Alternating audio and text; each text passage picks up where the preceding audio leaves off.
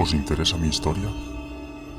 ¿Queréis saber cómo me volví un hombre atemorizado y paranoico, que huye de la oscuridad y de las llamas de velas y lámparas, que tiene pánico a quedarse solo, que vive constantemente atemorizado? Mis temores, mis demonios, tienen su origen bajo tierra. Si queréis oír mi historia, estad atentos.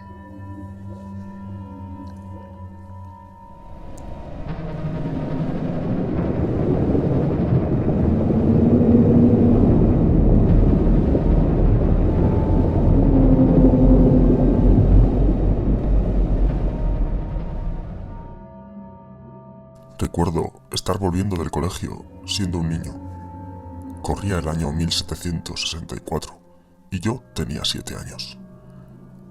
Nos habían estado hablando aquel día en el colegio de los pecados y del infierno. Volvía a casa atemorizado, pensando en demonios que habitaban bajo tierra, en un infierno ardiente. Y pensaba, temía que podía haber demonios cerca, en nuestra propia ciudad, acechando, esperando a que algún niño pecaminoso hiciera cosas que no debiera para arrastrarlo al interior de la tierra. Tuve pesadillas durante semanas. Padre y madre me dijeron que ya era mayor para tener miedo de esos cuentos. Me tranquilizaron. Pero yo temía por padre, cada vez que lo veía ir a trabajar a las minas del Monte San Pedro.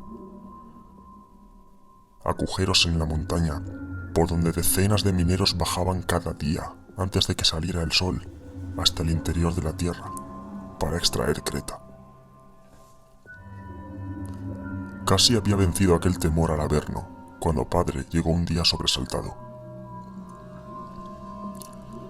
Escuché contarle a madre que cavando, uno de los mineros había encontrado unos huesos de una criatura horrible, unas fauces llenas de dientes afilados, que muchos mineros, al verlo, se santiguaron, que algunos salieron corriendo de la mina, que sacaron aquellos huesos malditos de la mina y que al día siguiente, como si nada, siguieron trabajando. Aquella noche tuve la pesadilla de una criatura infernal arrastrándose fuera de las minas a la caza de almas. Pero con el paso del tiempo, aquello quedó simplemente como un sueño que fui olvidando mientras crecía. 10 años más tarde, ya siendo un hombre joven de 17 años, me incorporé a trabajar en las minas de creta del Monte San Pedro. Un escalofrío me sacudió al entrar en aquella red de cuevas, como si por un momento recordara mis temores de mi infancia.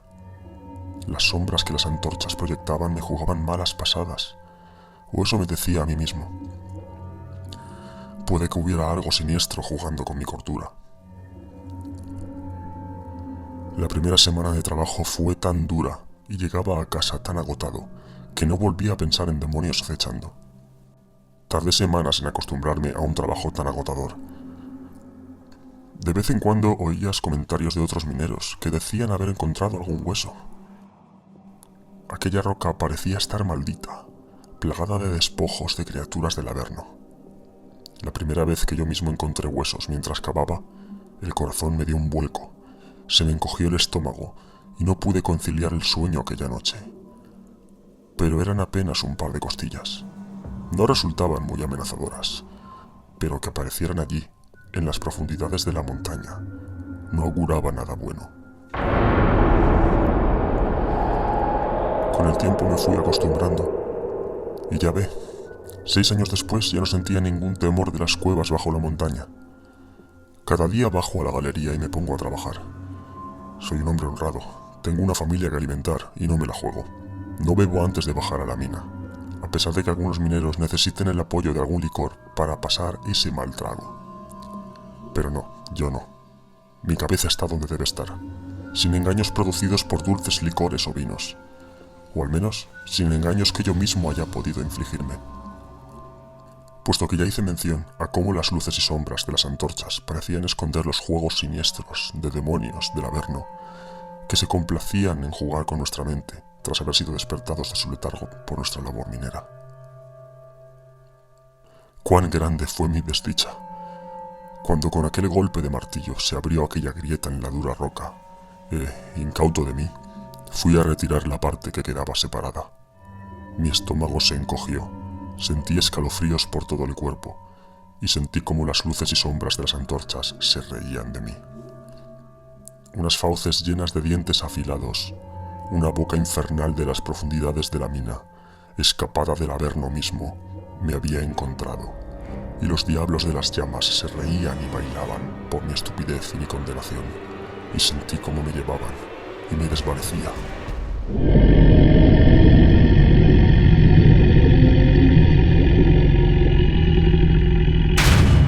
Desperté en la cama.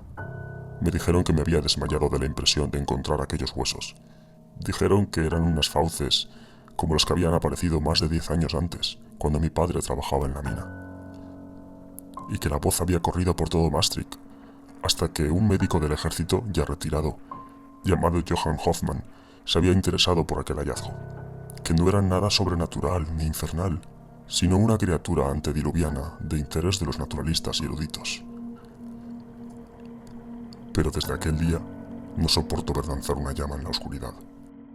Siento que los diablos que bailaban en las antorchas siguen riéndose de mí y que una de esas noches me llevarán definitivamente.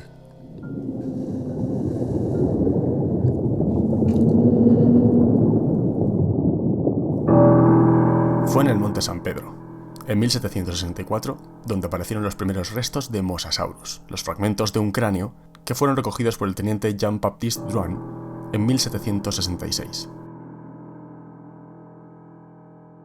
Por aquel entonces pensaban que sería una especie de cocodrilo o bien de ballena. Tiempo después, en 1780, se descubrió el segundo cráneo, mucho más completo, el cráneo que estudió Johann Leonard Hoffmann, este médico retirado del ejército holandés. Para Hoffmann, este animal era una especie de cocodrilo.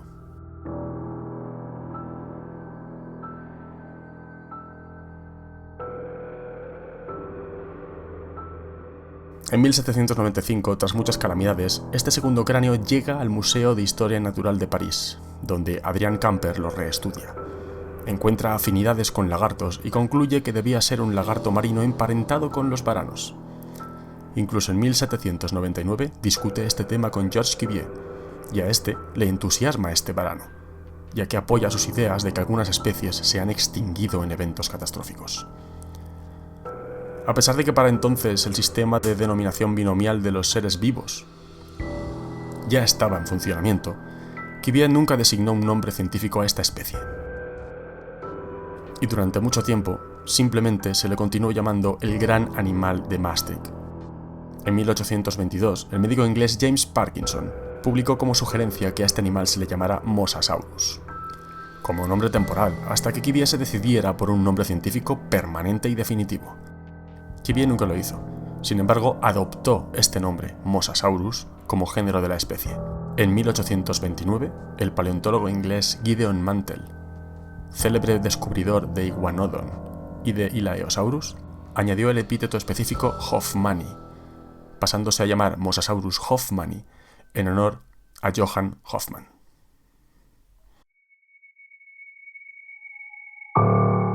Por supuesto, este relato está dramatizado, porque es Halloween, y tenía ganas de contároslo como si fuera una historia de miedo. Desde luego, para aquellos obreros y mineros del siglo XVIII, encontrar semejantes fauces tuvo que ser algo sobrecogedor. Pero que sepamos, ninguno de estos mineros llegó a estar tan traumatizado por el hallazgo.